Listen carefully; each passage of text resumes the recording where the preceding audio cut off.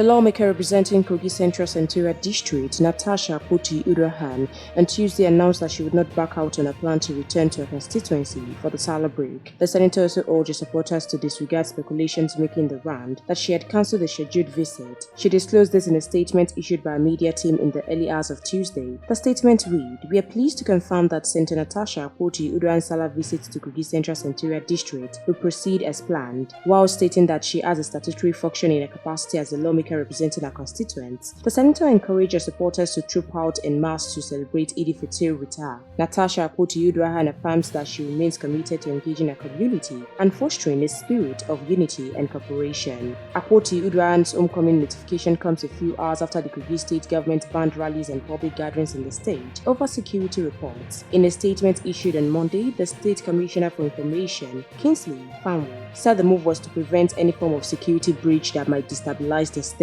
We'll continue to supply you more trending news updates and exclusive videos. You can as well drop your opinion in the comment box section below. Please stay tuned to NaijaNews TV.